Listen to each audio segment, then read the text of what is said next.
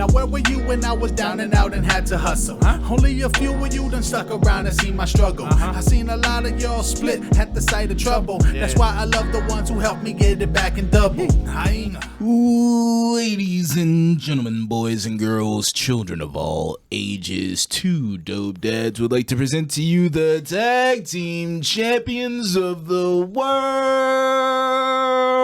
It's your man Qualified, aka the Dirty Daddy, aka Dr. Footlover, aka the Black American Dream, aka Mr. Black Future, aka Mr. AKA, and right next to me we have It's Def.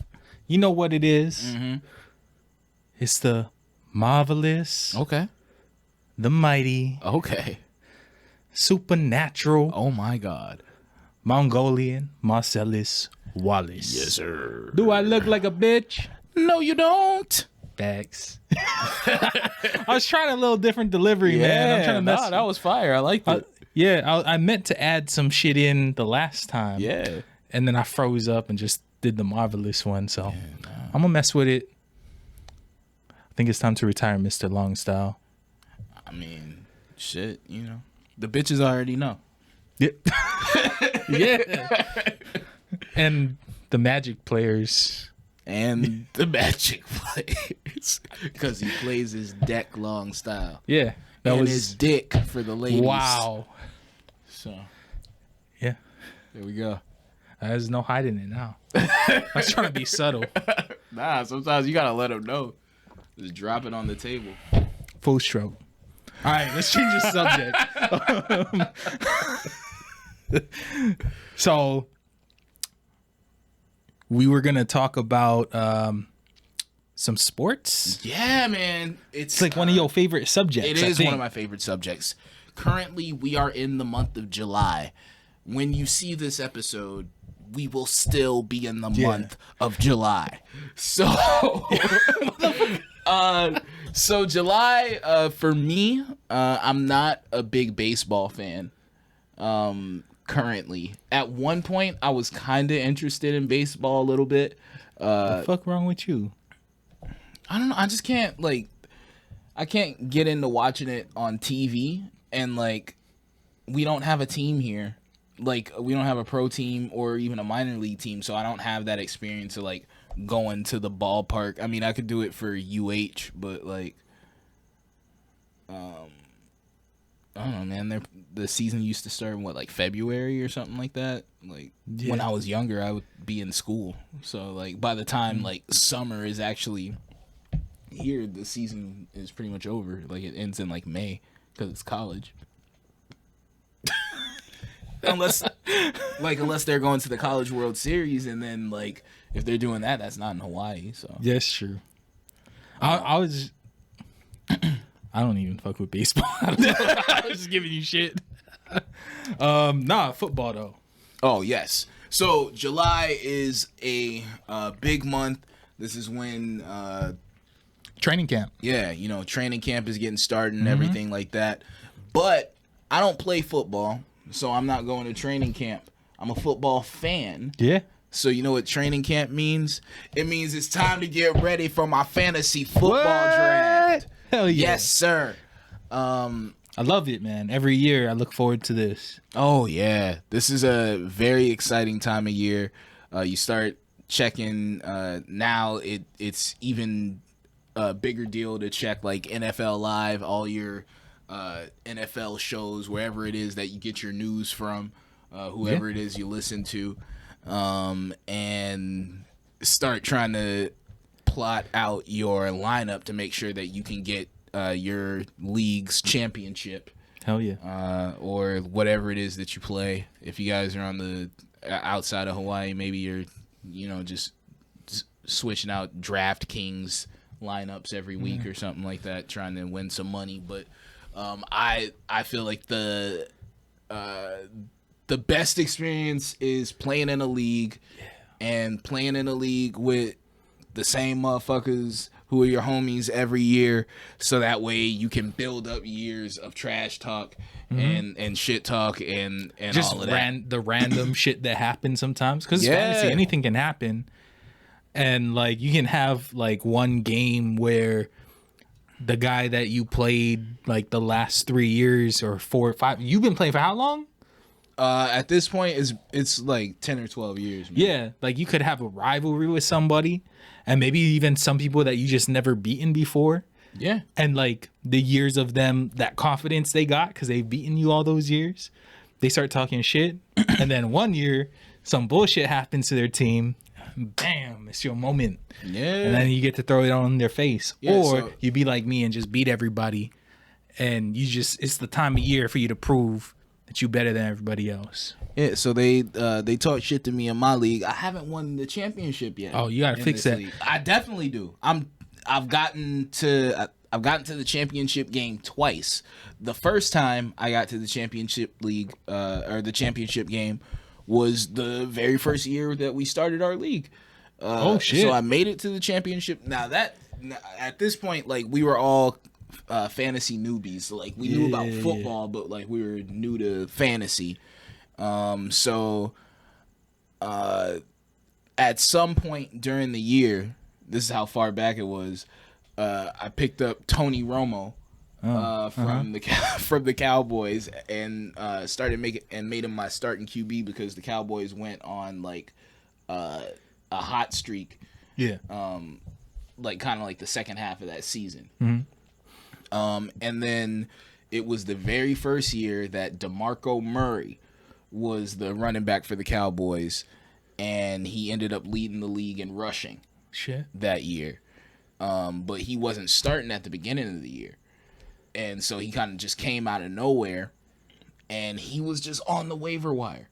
So Dope. I got Tony Romo and DeMarco Murray, and they turned my season around and carried me Fuck yeah. all the way to the championship game. I think this might have been the same year that Odell Beckham was a rookie. Damn. So that's before my time. Yeah. I wasn't into like sports and shit at that time. So But yeah, that's why. Yeah. And it's funny to look back on that because when we first started our league, motherfuckers were drafting like quarterbacks in the first round. Like not everybody, but there was like at least a couple people. So that year, I think I drafted. I think my first draft pick was Phillip Rivers because the Chargers. Yeah. See, and so like I think back on it, and I like, man, I could have been fucking shit up if I knew what I was doing. And you know, like for me, I nerd out on shit. Like if I get into it, watch out, because I'm gonna study the fuck ton of just everything that's available to me. Sorry. And so that second year, when I realized I had no idea what I was doing, that second year I came back. Yeah. I didn't win, but I made it to the playoffs. I think I was like third or second or something. So I made my money back. Won the third year after that though. So that first year, I apologize. The New York Giants receiver that was going crazy, it wasn't Odell Beckham's rookie year. This was Victor Cruz. Now, if you guys are watching and you know about football and you remember salsa dancing Victor Cruz in the end zone, you know how far back this was. This is like a good, you know what? I think this is like a good 12 years ago. I think this is 2010. Yeah. About like so. It's wild. Yeah. So I made it to the championship game. Tony Romo gets hurt on the second play of the game. That's our championship game. And he's out for the rest of the game, but I had already made him my starter. So my quarterback gives me 0 points. Damn. DeMarco Murray didn't do well. Yeah. Rest of my lineup balled out because that's what they would do. I had like Calvin Johnson, fucking Megatron, one of the greatest receivers of all time, like shit. as my receiver. Man, like, god damn it. This is too far back. I don't know who you're talking about. Let's fast forward a little bit. But yeah. So that was the first year, and I was like, I made it to the championship, and yeah, it fucked me up. I got of course, I've been playing fantasy for years, so I got tons of stories. Yeah. Do y'all do like embarrassing shit? Like once the last place person, Yeah. like So, what do they call it? The Sacco on the league. yeah. So we used to. Now we don't, because not everybody is here in Hawaii anymore. But we used to link up at the homie Bronson. What up, Bronson? We used to link up at the homie Bronson's crib, and that's where we would have our draft. So we instituted this tradition at one point that the last place person, there was like this whatever beverage that you were drinking, there was like this straw type contraption that was phallic. Oh, yeah. So Most straws are. nah, but this was like actually made to look like a dick. Oh, So we called whoever had finished in last place the year before would have to drink out of the dick cup at Nice. the draft. damn. Yeah. So there was one year. My this was the year I was still with my son's mom, and we were married, and she was expecting my son. Oh shit. So I went to the draft. I had finished last the year before, so I'm drinking out of the dick cup. Oh my god. Uh, And your wife saved you by going to labor. yeah, I'm drinking out of the dick cup and drafting my team. And right when I got to the 6th round, Oh, you're doing this at the draft. we're at the fuck. draft, and we had like a draft board. So when you Oh, make your shit. pick, you would go up there, and we Oh. had stickers. Shit, this was fancy. Yeah, we had stickers with all the players. This is and when you guys were all in positions. Hawaii, though. Yeah, Yeah. all the players in different positions. So we had a whole draft board, and every person, like wherever you were drafting, you would pick your slot, put your team name up there, and then you would go and place your sticker for your draft pick. It was actually really fun. I can imagine. I wish I was into sports back then. Yeah, it was really fun.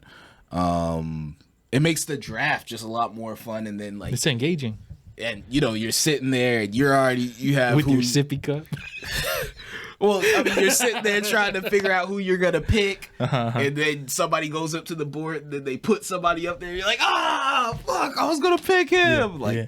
Just that whole thing, and then like when you place a pick, and then everybody's like, damn, you're like, all right, cool. Yeah, I got that one. I got that one. Yeah. So, yeah, just that shit. But yeah, it was the 6th round.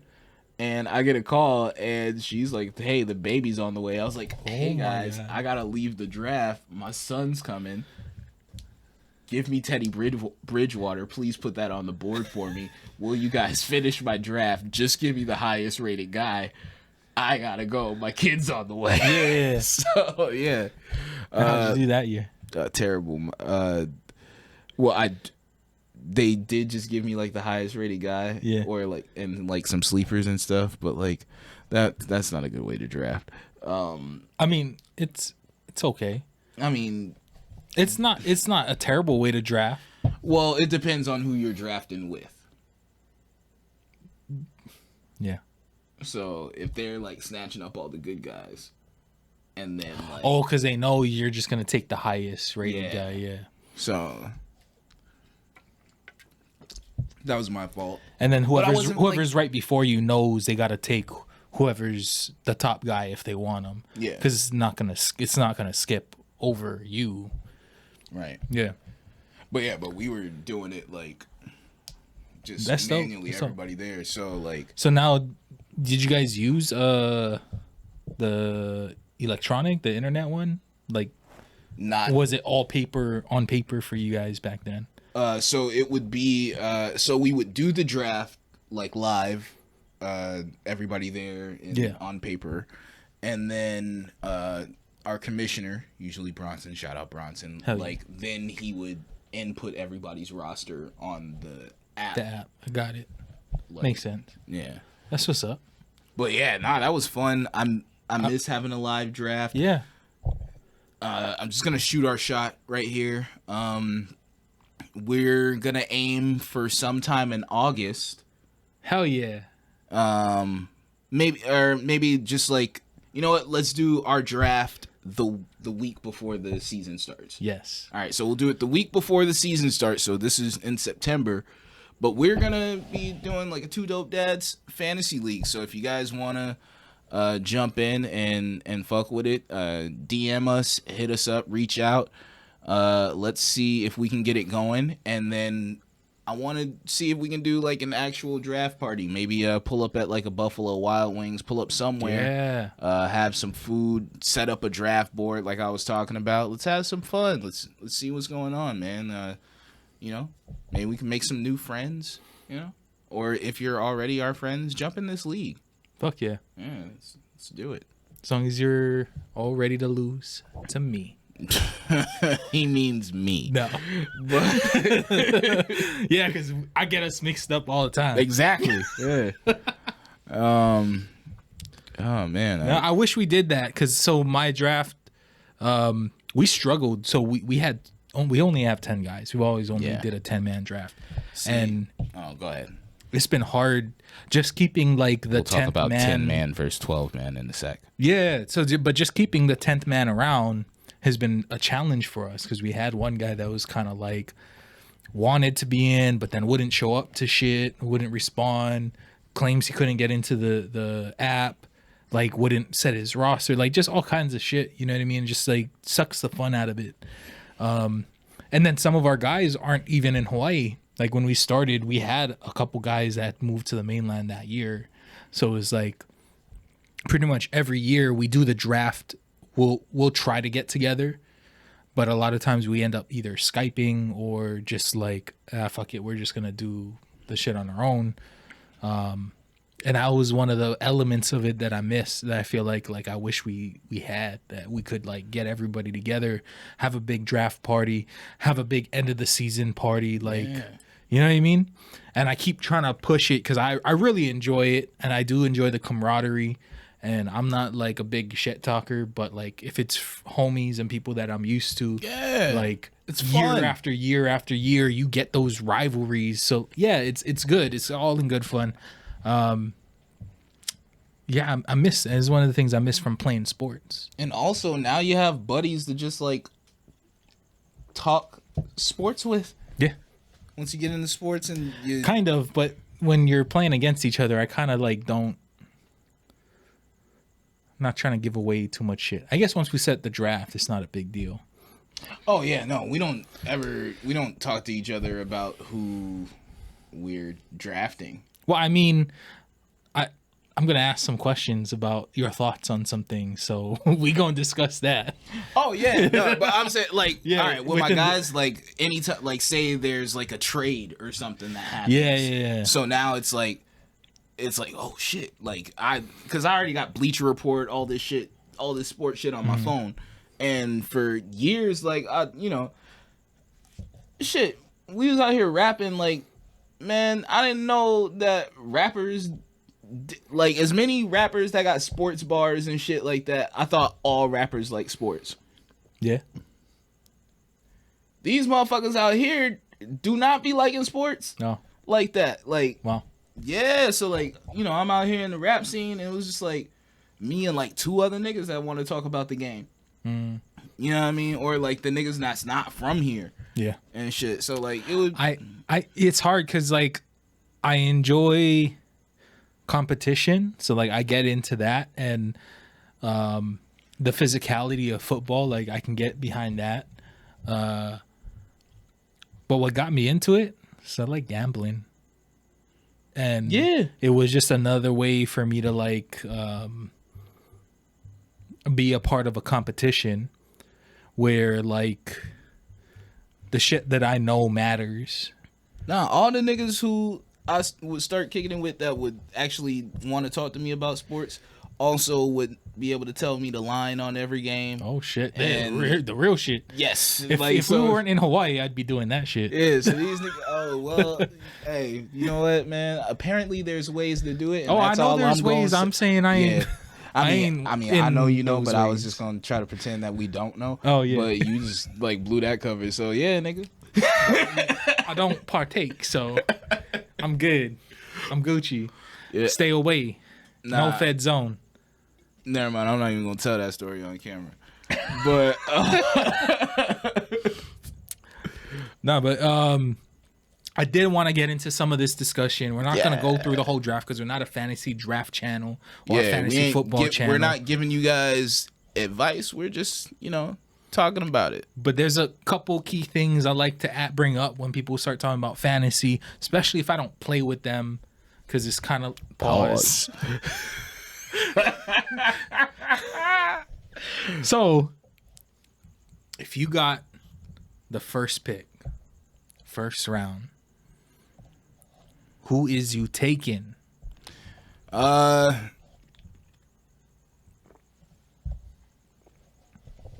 Let's see. In years past, I would have considered somebody like a Christian McCaffrey with a first pick.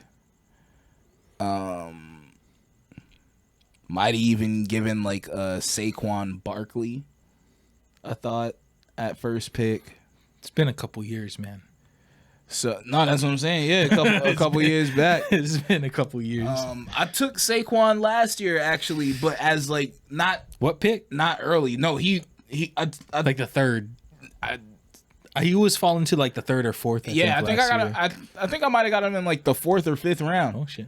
Yeah, Like it's so, usually where I took him at like I took him. that's about what, like even Michael Thomas. I think he was going in like that 5th or 6th round even. So So that makes sense. I Those just- stars of yesteryear. Yeah, and I already had a couple running backs. I had and then I had Austin Eckler already as a keeper. Fuck yeah.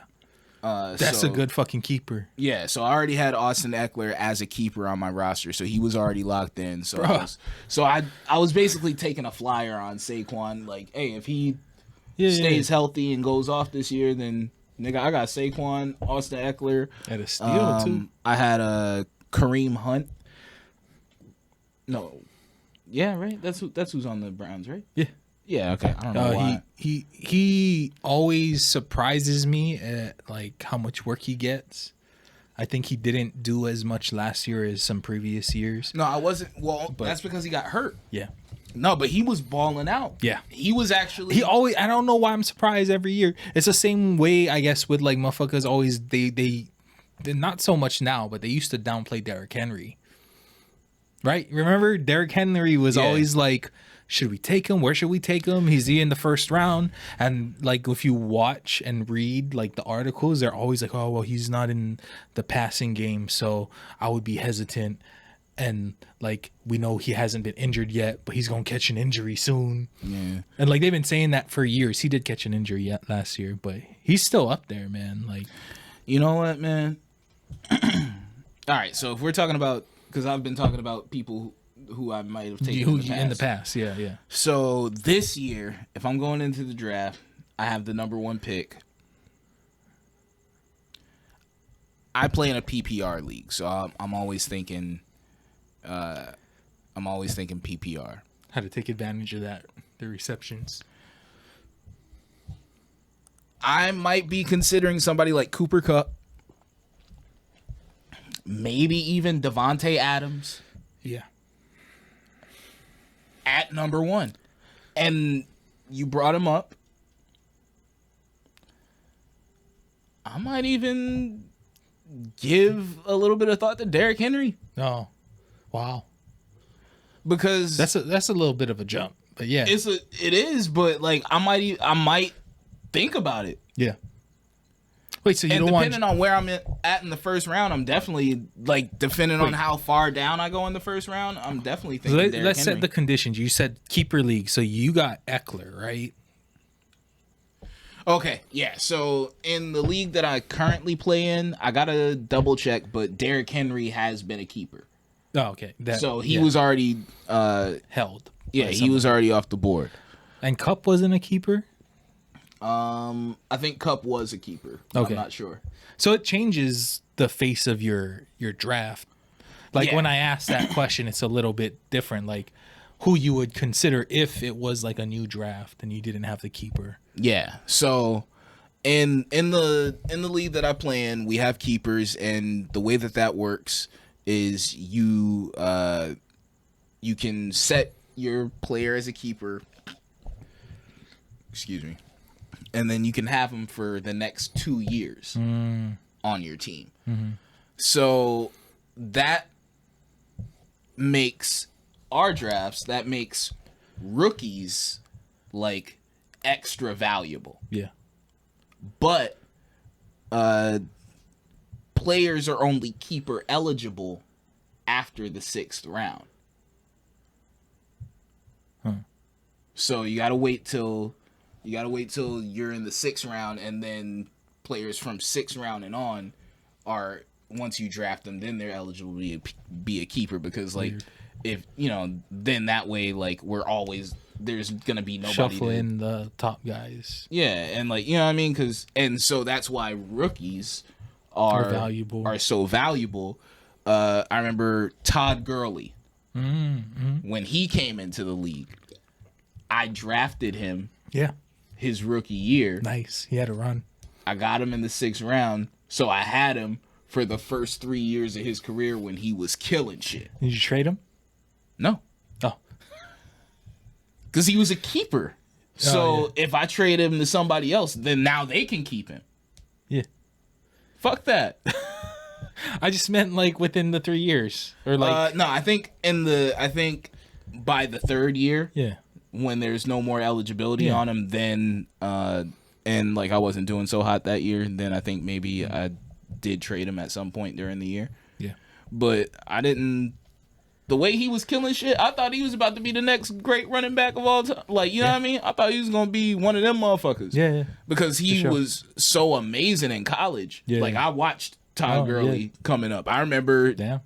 reading about and seeing Todd Gurley in high school. Yeah. So like I was like, oh, this motherfucker is that motherfucker. Hell yeah. And then when he still lived up to it in college, I was like, oh no, this is a cold motherfucker. And then came to the pros and was killing shit. I was like, and I got him on my fantasy team as a keeper. Let's go. Oh yeah. So I really like the keeper thing, because it forces you it forces you to really have to draft. Like, I gotta study. Like, Yeah. You got to pay. So, like, most people pay attention for the first, like, 5 rounds. yeah, Maybe until you get your tight end or quarterback, right, in the later rounds. And then the last, like, 3, 4, 5 picks, people are kind of like, yeah. sometimes. You know what I mean? Like, I've seen it where people are just kind of like, I don't even know. Especially when we're new, we don't know some of the players. And we're like, Yeah. especially if we're looking at rookies, like if there's even a rookie with high expectations going in the 10th round, it's like, I don't know who that guy is. You know Yeah. what I mean? But if these are guys eligible for keepers, now you're looking for the rookies. Now you're looking for the people that with Exactly. possible upside, Right. that don't have a defined role that's capping them. Yeah, so I feel like it forces you to Be engaged. be engaged, and it makes you become like a better fantasy player. It makes you become like more skilled. Like, I haven't won the championship in this league with the keepers yet, but most other leagues, anytime I go into another league, I'm killing those drafts. Yeah. Like, I built it. I have juggernaut. I'm able to build like juggernaut teams. Are you playing with Brian? Brian? Oh no. Oh no. Unless he is, and I just I don't. thought he was in. He's playing some league in Portland, Oh, shit. so I thought it was the same one. Like with the homies? Yeah, Oh, well then maybe. that was my assumption, but maybe it's a different one. But he plays with us here. Okay. He's in our draft here, and I'm just gonna double check. Maybe he is, because there's a couple of numbers that are in the group chat that I don't have saved, and I'll just be like, yeah, nigga. damn. Tomorrow you can be like, Brian, that's you. No, but it was funny because you say that, and he moved to Portland. And Yeah. that same year, he joined a draft up there, played our draft. You know the whole thing about drafting quarterbacks in the first round? Yeah. he was one of the main motherfuckers that did that. And year after year, and even like a couple years in, I was like, yo, who you picking for if you got the first pick? It's like Patrick Mahomes. And I was like, oh, okay. Shoot.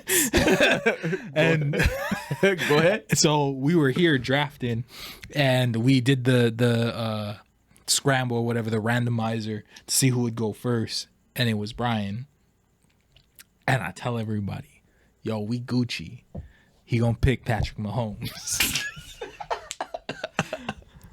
Little did I know, he's been playing with some other motherfuckers, and I guess somebody tipped him off because he picked McCaffrey. Which, I mean, he got injured anyway, but at least he knew what he was doing. You know what I mean? Like it like raised his level of awareness as far as like players and who to draft and, you know, when to draft them, kind of thing. So it's interesting. So I'm about to get it in on this fucking two dope dads fucking fantasy league. Let's have fun. Go. Let's have fun, man. Hell yeah. You know, y'all start. We'll set up a. You post. think you got what it takes? Come fuck with it. Yeah, we'll set up a post on the Instagram. Y'all interested? Reach out. We might even have some prizes. We should do some giveaways. Well, yeah, we'll do something, man. We'll set it up, and we'll have a better presentation of it. We're kind of just on the fly. Yeah, we're making it up as we go along right now. But once we finish making it up, whoo boy. Yeah. So you were kind of like tossing around a few names, right? You didn't say definitively who you would be taking, but Cup. You said you'd probably be considering Derrick Henry. I think about Derrick Henry. I'm gonna give some thought to Davante Adams.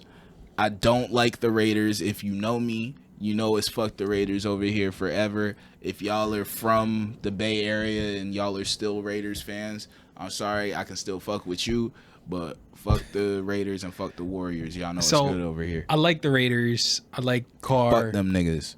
Fuck Derek Carr. All right, but I don't think as much as I'm excited, I'm actually excited, genuinely excited to see their team, you know. I don't know anything about them winning, but the reason why I would consider him as a top pick, I think Derek Carr is going to be throwing that motherfucker the ball a lot. Yeah, and I think the defenders got to decide between him and Waller. Yeah. And then Renfro is going to be the sneaky play. Yeah. So they got a lot of weapons. I don't know if Carr is the quarterback that like you would put your faith in, but got a lot of weapons. They've been playing well. You know what I mean? They have a decent defense. Like I think they can do some shit. They can make some waves. I'm surprised because I feel like there's just other receivers I would consider and running backs I would consider before Adams anyway. I like Adams, and I think there's a value to be had there if he doesn't go in the first round. Also, I guess another thing that I'm kind of banking on, because I really, and I'll talk about this a little bit later once we talk about basketball, but one thing that I really believe in is former teammates on another level linking up in the pros, like especially when they have when they can do it like through free agency or like some kind of by getting moved over there, and it's like, oh yeah, now we can link up and play together. Like, yeah, we about to ball out because we even better than we was when we used to play together. Yeah. Derek Carr used to throw a lot of touchdowns to Davante Adams when they played together at Fresno You might State. be right. You might be okay. So I'm looking at it from an analytical point of view, and the analytical side of it only looks at the numbers. Yeah. Right. You're talking about that X factor, that connection between the I love quarterback X and the factors. receiver. All right, I can get behind that. I see where you're coming from with that. So yeah, I always try to because I'll look at numbers for so long, I'll go cross-eyed. So I always try to think of other outside factors, chemistry, that kind of stuff to I just think boost it up. So for me, I feel like in the first round, because I've been that guy that took McCaffrey. I've gotten him as the first overall pick. I also was And that guy, and he I've got been injured. screwed by that. You know what I mean? Actually, no, I won that year. I figured it out. Yeah. Made some trades, played a fucking waiver wire. You got to play the waiver Yo, wire. my- Waiver wires and trades are the biggest thing Yeah. every year. My league, nobody likes to trade with me now because they all think I'm playing it. I'm trying to screw them over. Yeah. And I think I give fair offers, I think. And the only time I come back with a crazy offer is if they came to me with a crazy offer. So I try to balance it out. But I've come to the conclusion that in the first round, I really want somebody dependable that I can rely on that has a low risk. And then I have the whole rest of the draft to invest risk. To reach or to Exactly. yeah. You know what I mean? Because if I put a lot of risk on the first one and then I try to pick safe players later, it's kind of hard. Like that doesn't always, I mean, it's not always going to play out the other way either, but I feel like you're taking a bigger risk, in the first pick. I guess with Because I had to scramble. Like, I don't know how the fuck I won that year with Christian McCaffrey in the first pick. Like, I guess my my thinking is kind of shaped by playing the last, however many years with keepers. because you get your security if you kept a good player. Yeah, because normally, Gotcha. that's you get two keepers. Yeah. So I have two guys that I really believe in, and usually, my keepers I would have a quarterback and a running back, or the past couple of years I've had Josh Allen and Austin Eckler as my keepers. So Josh Allen has been one of the highest scoring quarterbacks in fantasy the past couple of years, and Austin Eckler has also been very consistent. I think I'm on the last year of eligibility of both of them as keepers, so I'm gonna have to figure it out next year. Yeah. But but yeah, that's the idea. I got you. So that's why the guys you're looking at, you have a little more risk. I can kind of swing for the fences with my first pick because ideally that would be adding another star to my 2 stars I already have. For sure.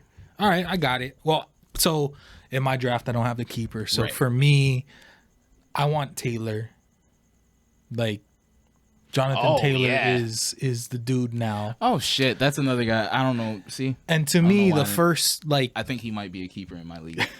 to me the first because he came in as a rookie who wasn't out the gate Yeah, the star, so he's probably a keeper and someone's got him for another year probably.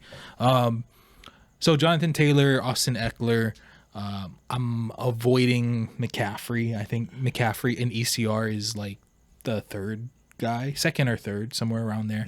I'm swerving him completely. I might take him at the very end of the first or early second if he drops there, okay. because to me that's value. But I can't go another season with 10 games, if that. You know what I mean? That's rough. And there's just so many other players, especially since they added a game now. I need you for 17, motherfucker. Yeah. The other thing, about taking a wide receiver early, my brother did really good last year, and he did the 0 RB strategy for the draft, and he, you might say he lucked out. He played the waiver wire real hard. He tried to get a lot of trades. But he had Cup. I think he had Cup. He had No, he might have had Jamar Chase. He had a bunch. He had stacked wide receivers. Right. All I know. You know what I mean? He might have had Justin Jefferson, Jamar Chase, and somebody else that was putting up points, and it was just ridiculous. Just the 3 alone. He just needed decent running backs to give him 10 points a game. Yeah. And he was head and shoulders above everybody every week. You know what I mean? But he struggled with that to find those players for a little while. The thing is with the running backs, and like this year, I so many teams have so many weapons. I don't know if I can put my faith in certain running backs. Yeah. Now the player that gets brought up is Cooper Kupp. Here's my thing with drafting a wide receiver in the first pick of the first round. If you look historically, who was the number one wide receiver year after year for the last 5 years? I think it's about how long I've been playing. It's changed every year. Mm-hmm. You can't just pick the guy who balled out last year and be like, well, we gonna fuck shit up. No, that's not how it works. Yeah. Like, there's a constant change in that person, that position year to year. So like, to me, that's the worst thing to do is target whoever was the last year's wide receiver one. That being said, Cooper Kupp is in a great position to replicate what he did last year. So, Go ahead. no, that was about it. Oh, I just was saying, like, I'm probably avoiding that path. Like, I'd go down it if I'm late in the first and there's just no... Like, if I miss out on Mixon, like, say I'm 9th or 10th and no one's taking Kupp and I miss out on Mixon. Because Mixon, I like Mixon. I've drafted Mixon a bunch in the past. Yeah. And when he's on, he's on. And last year, he was on as fuck. Mm-hmm. So, like, if with Burrow figuring out the passing game, Mixon's got the running game covered, and I think the team still believes in him enough.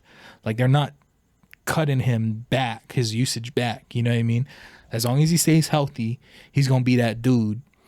And like, I think he's gonna be a value getting him at the end of the first round. If I miss him, I'd definitely be looking for the top wide receiver. Yeah. And I'd put McCaffrey after the top wide receiver. I think for like one of the guys like Cooper Kupp, like I think about system and just the way that guy is used wherever he plays, right? Yeah.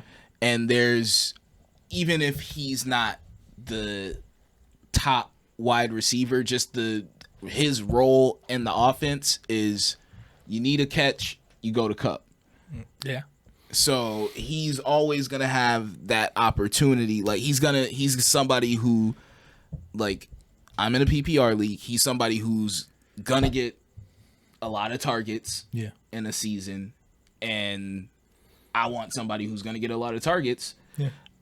I want guys at my wide receivers. I want guys who are gonna get a lot of targets, so they have lots of chances per game to get me points. Yeah. And that's been a strategy that I've stuck to for years. Like I remember there was one year, I think this year is another year that I made it to the championship, and I believe my receivers were Julio Jones when he was balling out with Atlanta. I believe my quarterback that year was Matt Ryan. I think this is the year that they went to the Super Bowl. Yeah.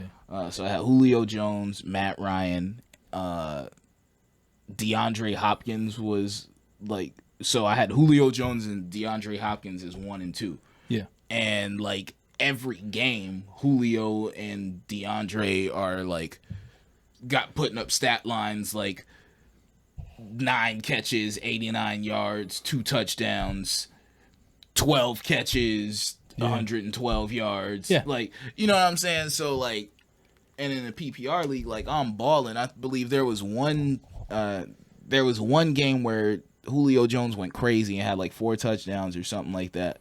And he scored like 40 points. Matt Ryan scored 50. DeAndre Hopkins had like 20 points. Back when Hopkins was... This is when he was on the Texans. Yeah, dude. So like...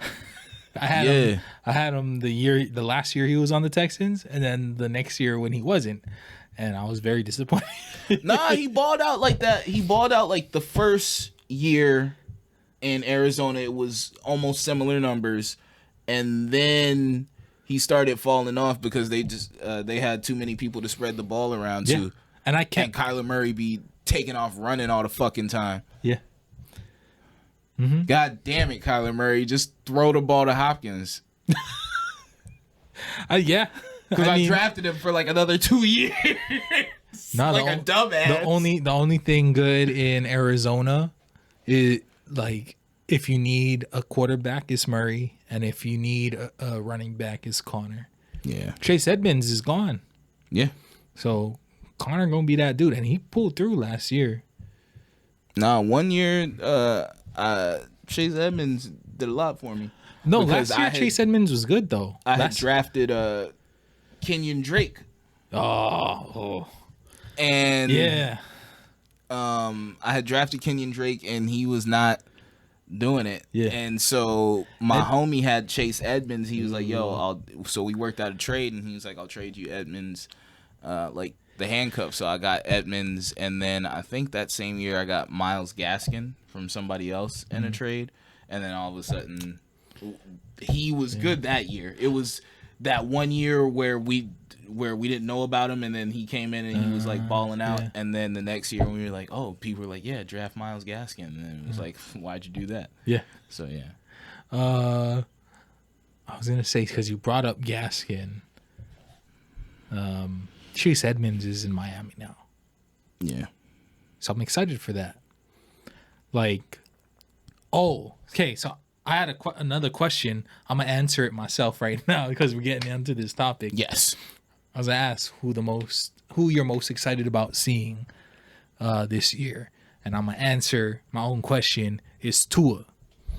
And I think it makes sense. I'm in Hawaii, like Hawaii connection. We're always gonna support, and then to see someone at quarterback, and then for me, like being into fantasy while he's having his like debut, and then his first year, and then like trying to figure things out.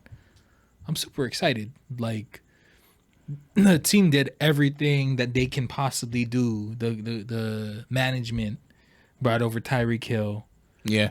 They got Chase Edmonds because Gaskin's not cutting it right now. They got his college homie for him to throw to. Waddle.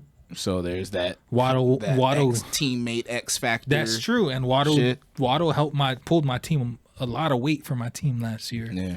You know, I don't think there's been And a they year. used to kill shit at Alabama. So Yeah. So I'm excited to see Tua, and because look, if you look at the stats and like, well, not the stats. If you look at the ratings, this is how I'm reading it, right? Just as somebody who I don't know that much about sports in general or football specifically. When I look at the ratings and how people are drafting people, how the experts are putting these motherfuckers, Tyreek's still going in like the second round. yeah. Waddle's still going in like the fourth or fifth, around there. I think fifth is low. If you see him in the fifth, you gotta take him. What teams produce two wide receivers drafted within the first 5 rounds that were producers, that were factors in your team? And there's teams that do that, quarterbacks that do that, but which ones are there? You think of anybody? 2 wide receivers. Only guys that are jumping to mind just off top right now. Maybe Tampa Bay. Yeah. And that's Brady, but Brady's also producing like 3 wide receivers and a tight end that are fantasy relevant. Even before Brady like really started popping over there with Evans and Godwin. Yeah, true, Evans true. and Godwin. Is it Winston? Yeah. Yeah. Yeah. So that's one big one. They would go in like the 4th and 5th, right? Yeah. Like they're kind of that like bottom half of that. So another one is like Cowboys, Yeah. right? They always got They had some shit. What's it called? Amari Cooper and CeeDee Lamb, Yeah. you know, and little boomer bust, but like one would usually go a little higher than the other, and then I mean they both ended up being somewhat relevant.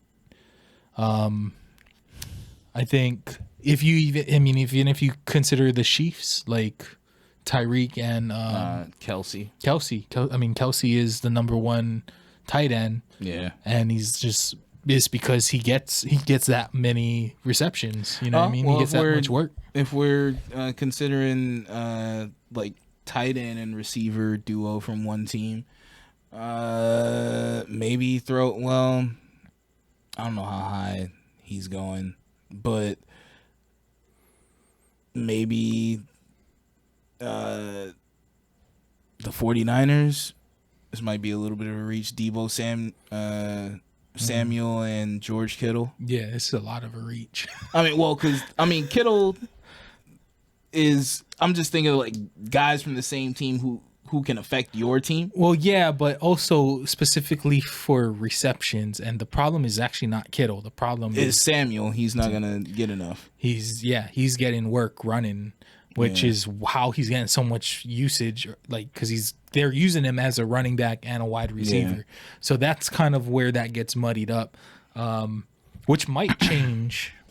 We'll see how that happens, how that plays out this year. What my point is when you look at those teams that produce, like my biggest one was I was going to draw a conclusion from like the Cowboys with like Dak. Yeah. But Tua's going undrafted. Right? So it's like your expectations for his receivers are so high, but the quarterback is way down. So you're expecting him to have so many errors or not have the defense, or not defense, but the offensive linemen to protect him. But they've made advances in the offensive linemen. Yeah. You know what I mean? So I just think he's got all the tools. He's going to go undrafted, largely undrafted, unless you're like in a big league.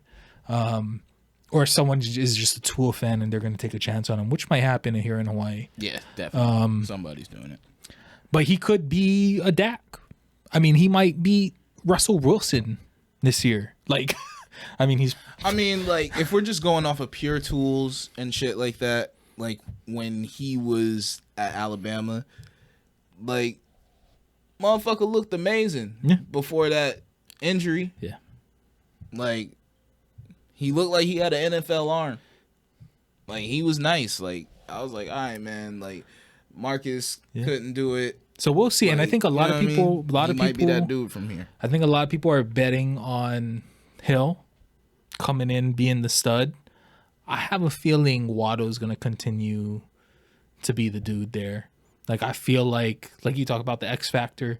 I think Hill's going to be there to draw attention, and he'll still score. Yeah. But I think he's there so the defense is like on their toes this year. Yeah. You know what I mean? And the one thing that they're really lacking is the running back game, the running game. And I think that's where Chase Edmonds comes in. And I don't think he's a star running back, but that's not going to be their game plan. No. It's going to be very pass heavy. They're going to have to find the open man and like figure it out. Yeah. So I'm just excited to see it because I've been following the evolution of that team since Tua came in. So it's interesting to me. And another thing too, like the way the offense was running before, like they had him doing a lot of like dink and dunk stuff. Yeah. Like when he was at Alabama, his strength was airing it out. Like, in fact, Alabama changed the way that they normally play. Mm-hmm. Nick Saban was like, all right, this boy got an arm, and we have some of the fastest receivers in the country. Who they have? Let's do that. He went to the Raiders, and he no more. Oh, what was his name? Yeah, man. Why can't I think of his name? Ruggs. Man, make better decisions, man. Anyway, yeah. They changed the whole thing. Yeah, they was like, let's start airing this shit out. Alabama never had shit like that. We didn't give a fuck about Alabama quarterbacks. You didn't see AJ McCarron doing that shit. Yeah. Motherfucking didn't see Brody Croyle doing that shit. Yeah. You don't even know them niggas. Nah. You know why? Because they didn't do shit in the NFL. Nah. I'm sure they're nice guys, though. I think AJ McCarron became an announcer. Yeah. So anyway, who if you had to pick somebody you're most excited to see play this year, or a team other than your team, because I know you're gonna say your team.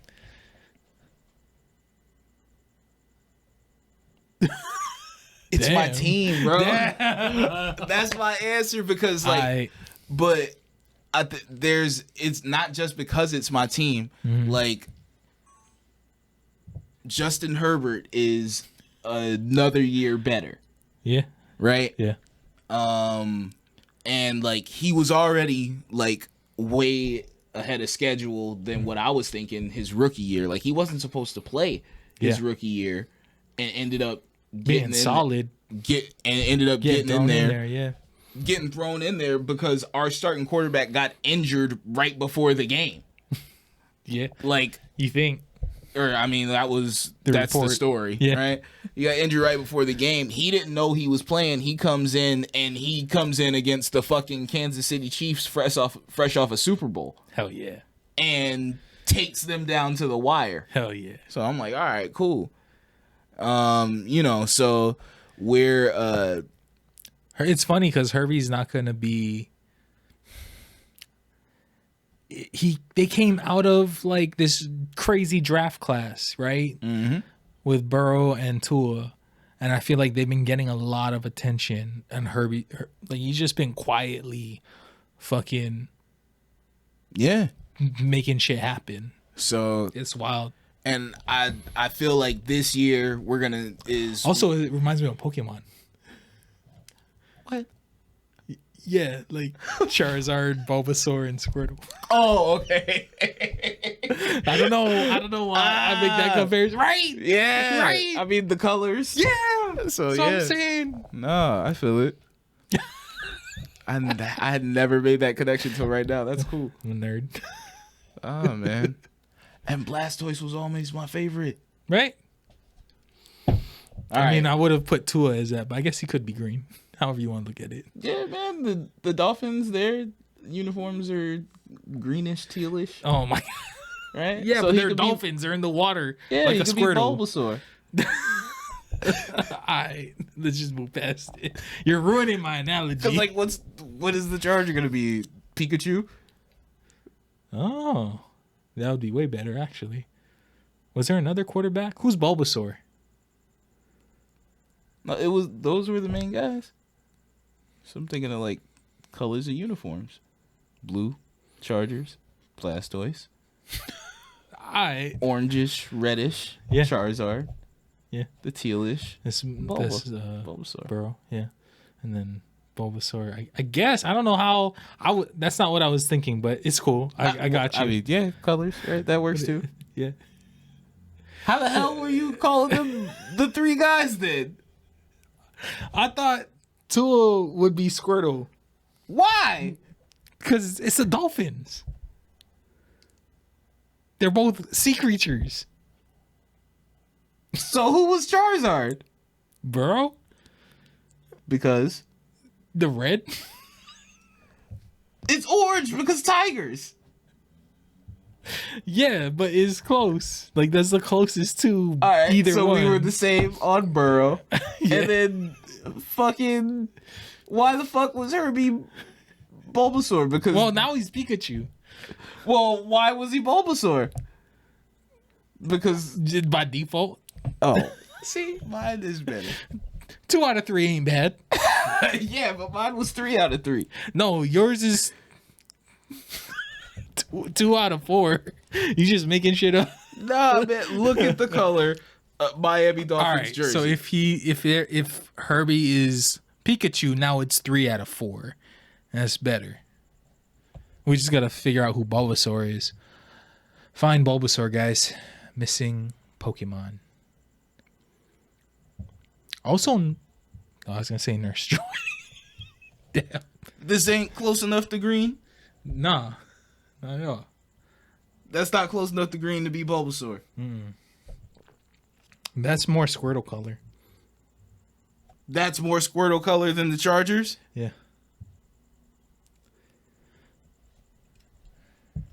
You're just gonna keep saying that's more Squirtle than No, this. that's more Pikachu than Squirtle. Nigga, you fucking lie. What? You heard me. Wait, hold that up. Pause. What?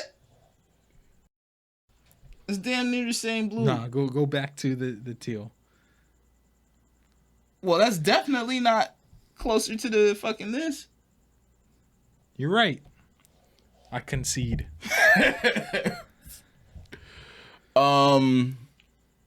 Shit. Damn, you fucked up my whole theory. Or I just helped you improve it. I mean, I guess I'm probably not gonna bring it up again. But all right, so I'm excited for the Dolphins and Tua. You excited for the Chargers? I'm excited for the Chargers, not only for like Herbert taking the next step. Mike Williams just got a bag.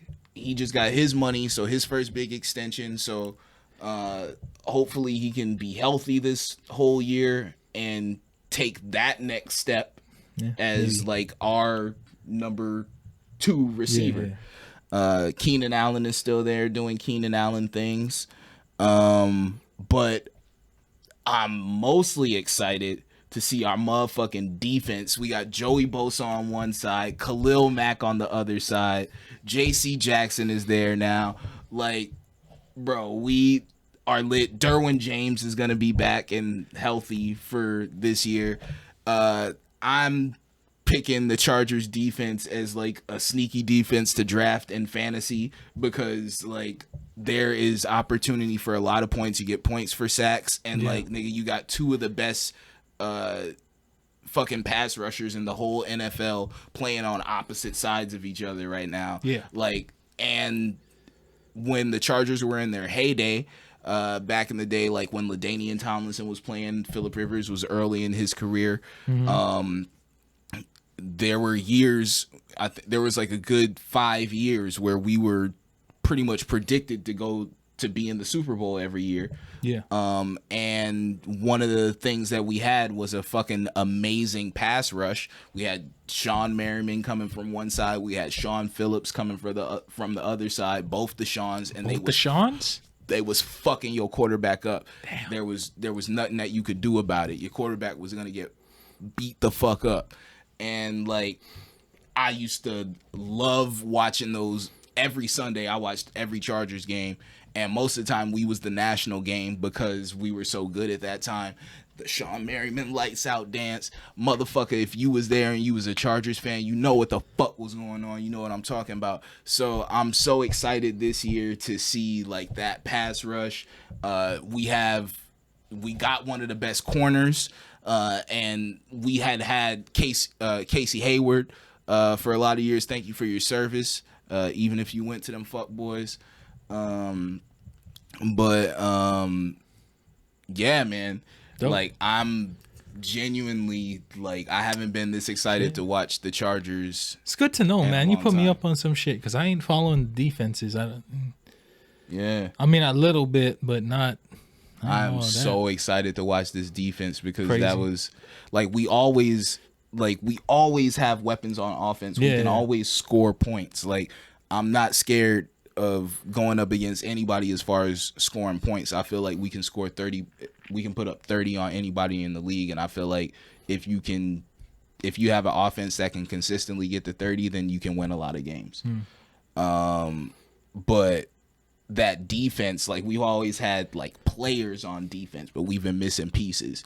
And like and not only did we get Khalil Mack, but we got we got pieces. We finally got some good defensive tackles.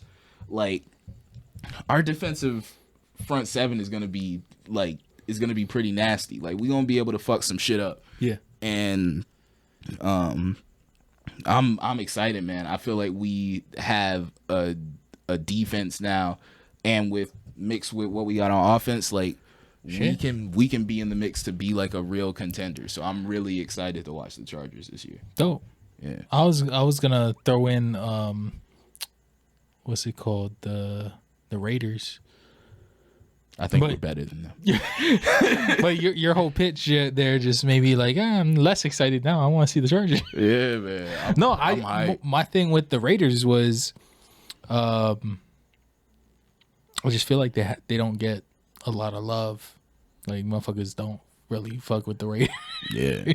So it's cool to see like them get some more offensive weapons and not have to rely on Waller and like Renfro not having to like kill himself to get the ball. Like, now they can spread out a little bit. So it'd be cool to see if they do some shit. It's gonna be fun seeing Khalil Mack go against the Raiders twice, twice in one year. That's gonna be real fun. I can't wait. You really don't like Carr. Do not. That's what I'm saying is a lot of people don't like Carr. It's nothing against him. It's just that he plays for the team he plays for. Like if he somehow ended up traded, I'm to, saying like the experts Colts, give him a lot fine. of. I'm saying a lot of like experts, like the shit I watch, they always hating on Carr. Yeah, no, because he's always overthrowing somebody. Yeah, well. Well, now that somebody's going to be Adam. Probably. That's why I'm only thinking about him at the first pick. I mean, unless Adam's just got to be faster than his overthrow. Yeah, you got to get there. Right? Or maybe he knows Adam's spots. Maybe this whole time he's been throwing at Adam. Right? Adam would have been there. Devontae would have caught that. God damn it. He's like, finally they can see I haven't been overthrowing.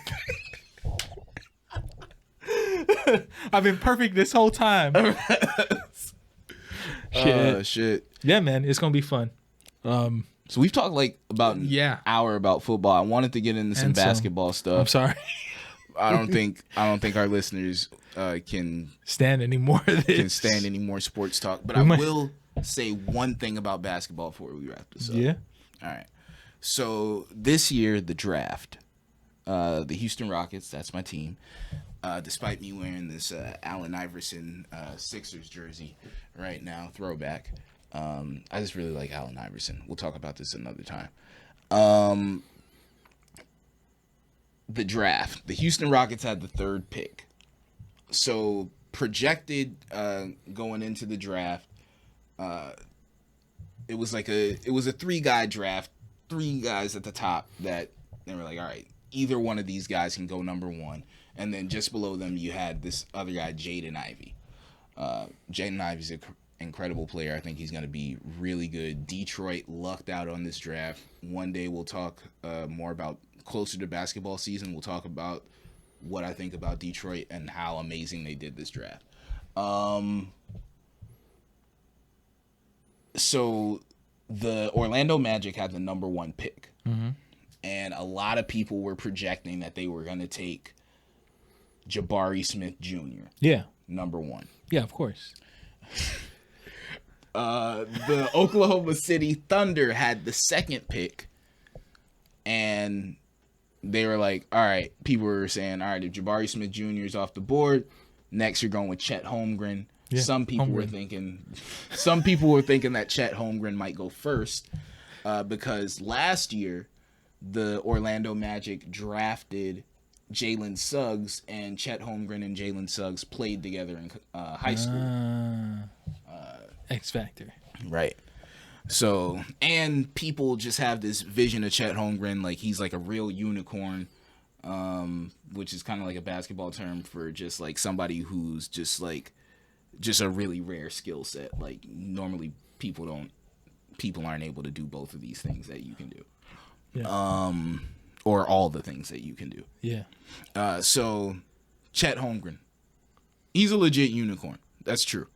It's true. I'm telling you guys. And he went 2nd overall. So he went 2nd overall, this is the projection. He did go 2nd overall. This is the projection. He's gonna go 2nd overall. 3rd, Paolo Banchero was projected to come to the Rockets. He was a really good player in college. Just an offensive engine. Yeah. Like he's like a guy who can be like your number 1 option every night.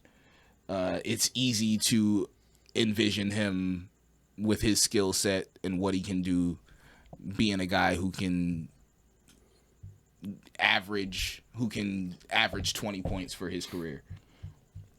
20 points a game for his career. It's easy to see him because he's 6'10". Shit. You know, it's easy to see him turning into like if not a 20 and 10 guy, an 18 and 10 guy. Yeah. Every night for fuck yeah. Shit. So, but he's got handles for a big guy. He can dribble the ball. Anyway,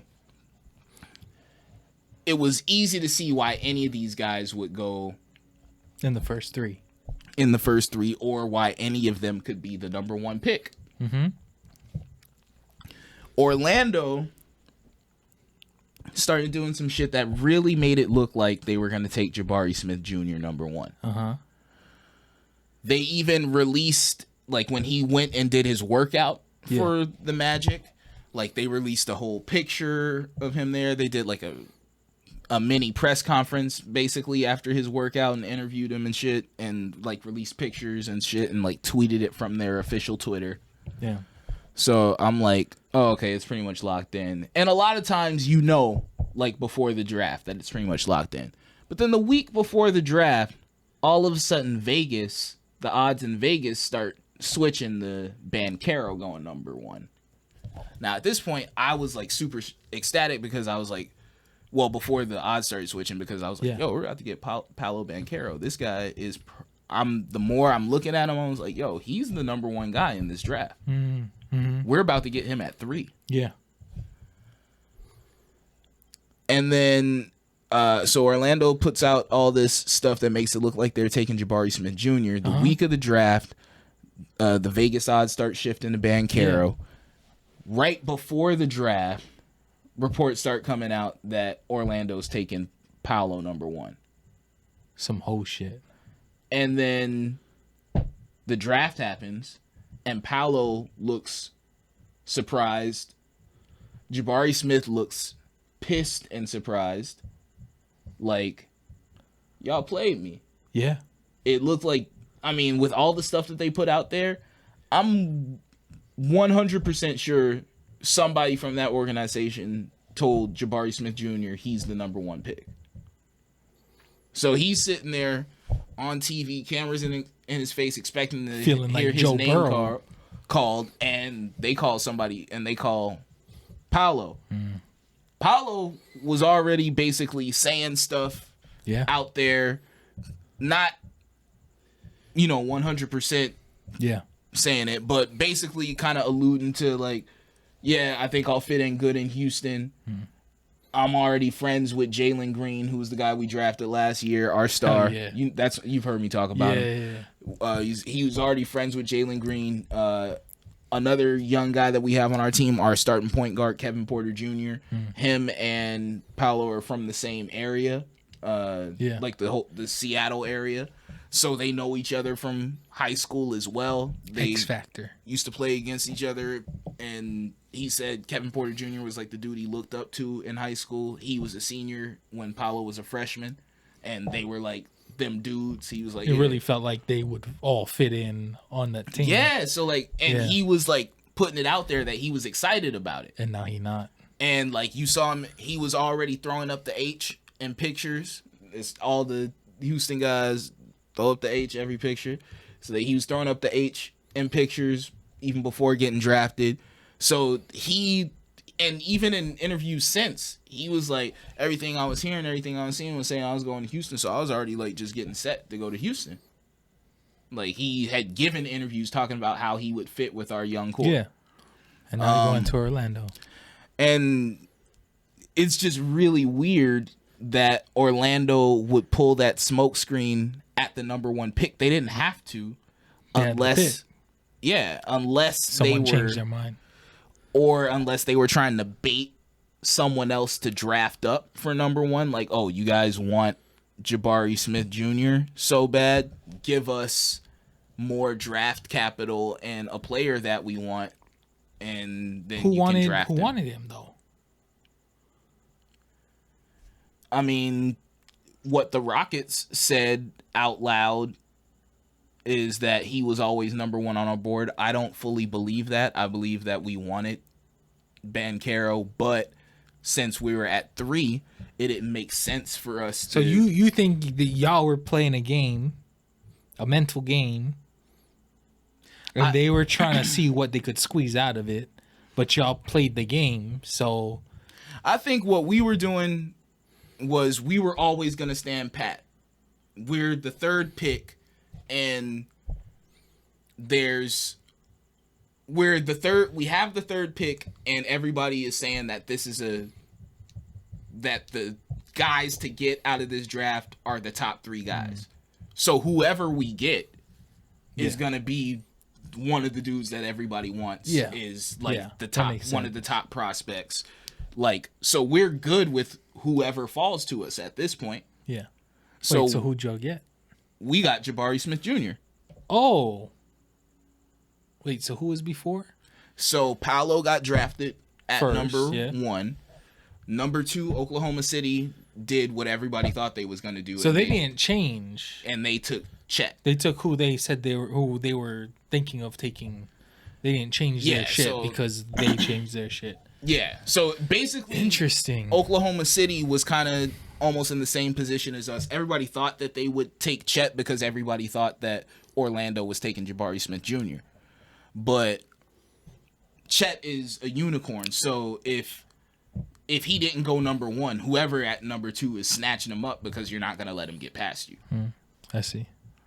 But if for some reason, but people were also speculating that because Paolo, his offense, like he seems like out of the 3 of them, he's the most ready to come into an NBA game this October and go out and score 20 points and be like Yeah. a complete player. Jabari Smith Jr., he's a great shooter, but he's got to work on his handles. There's a couple of things that he's got to work on offensively to become like the, highest version of what we see that he can be. But I think he's going to be really good off the bat, just playing with our guys. Yeah. Like with the guards that we have, our guards are a whole lot better than the guards that he played with in college. So it's already just, he's a really good shooter. He's going to have, but one of the things that he did in college is he took a high volume of contested shots. Like he took a lot of really tough shots, Yeah. but he made them.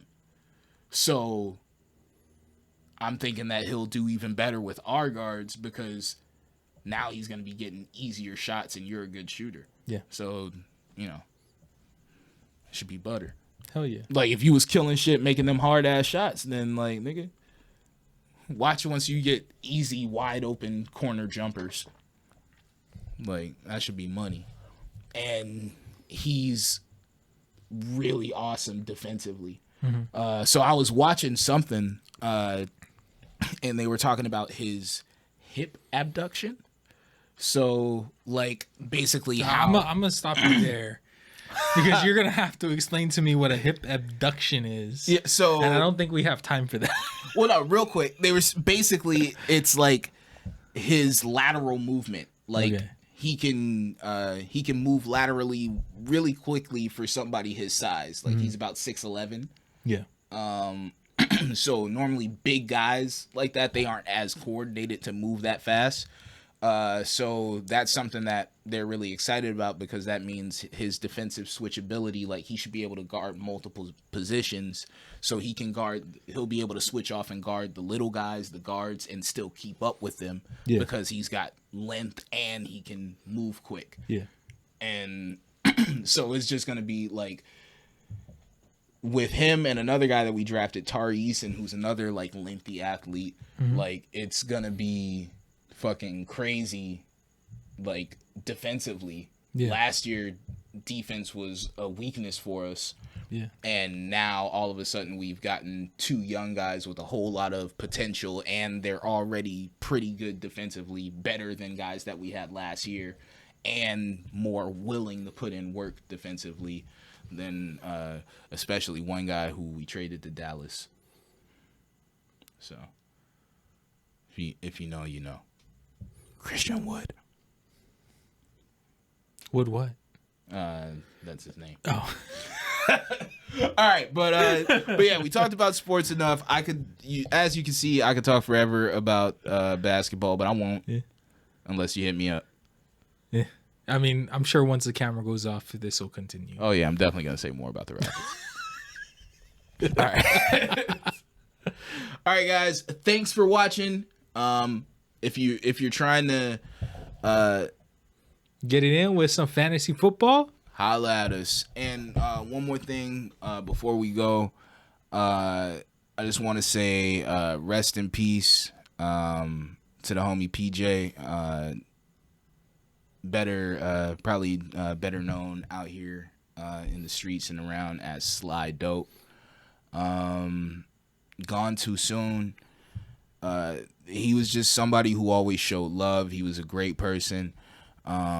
Showed love to the hip hop scene. Showed love Always. to just everybody, anybody. Like, I've never seen like him not be cordial. I've never, like, anytime I saw him anywhere, like, he was always smiling.